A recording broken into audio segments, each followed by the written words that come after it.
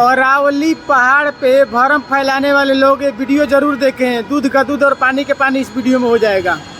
अरावली में कोई भी रिलैक्सेशन नहीं दिया गया है। पहली बात, अरावली भारत के 4 राज्यों में है, दिल्ली, हरियाणा, राजस्थान, हरियाणा और गुजरात। टोटल अरावली 39 डिस्ट्रिक्ट्स में है।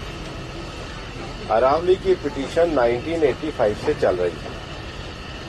इस पिटीशन में चलने के बाद अरावली में माइनिंग के स्ट्रिक्ट नियम होने चाहिए, इसके हम भी पूरी तरीके से समर्थन करते हैं। सुप्रीम कोर्ट ने चारों राज्यों को कहा कि अरावली की सेम डेफिनेशन होनी चाहिए।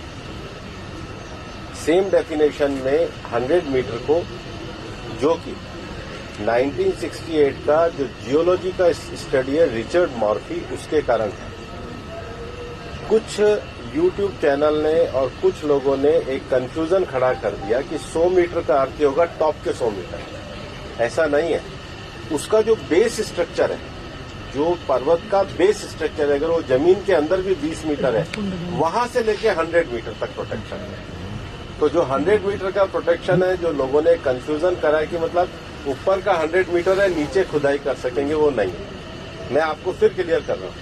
100 मीटर का अर्थ है टॉप 100 मीटर से बॉटम के अंदर तक जो उसका पूरा फैलाव है। पहाड़ी तो ऐसे होती है, तो उसका बॉटम तो बड़ा होता है, जहां तक उसका बॉटम जाएगा वहां से लेके 100 मीटर तक प्रोटेक्शन है। और अगर एक पहाड़ी और दूसरी पहाड़ी के बीच में 500 मीटर का ही गैप है, तो वो जमीन भी अरावली रेंज मानी जाएगी। इस डेफिनेशन के आने के बाद 90% से ज्यादा एरिया प्रोटेक्टेड एरिया में आ गया। 90% से ज्यादा। मेरा ये स्टेटमेंट लिख लीजिए, टोटल अरावली का एरिया 1,47,000 स्क्वायर किलोमीटर है।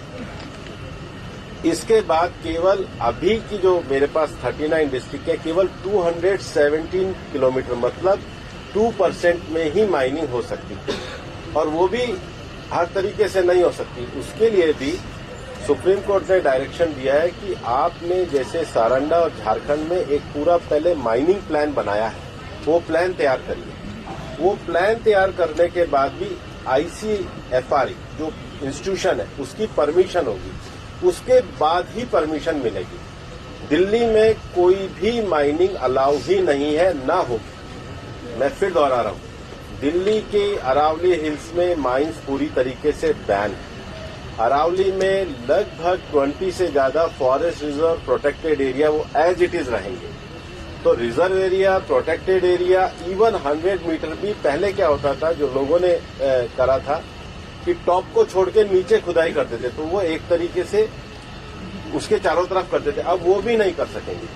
तो मुझे लगता है सुप्रीम कोर्ट ने जो निर्णय दिया है, ministry of environment, survey of India, geological survey of India, और जियोलॉजिकल सर्वे ऑफ इंडिया में जो इंटरनेशनल स्टैंडर्ड है रिचर्ड मॉर्फी, उसको दिया है। उसके बाद भी मामला सुप्रीम कोर्ट में है। हम पूरी तरीके से सहयोग करने के लिए तैयार हैं। पिछले 2 साल से लगातार स्वयं प्रधानमंत्री जी ने अरावली में वृक्षारोपण किया है। ये सरकार पिछले 1 साल से 2 साल से ग्रीन अरावली का मूवमेंट चला रही है। मैंने खुद ने पिछले दिनों उदयपुर में सारे डीएफओस की, मतलब चारों जिलों के 39 डीएफओ की मीटिंग करी है।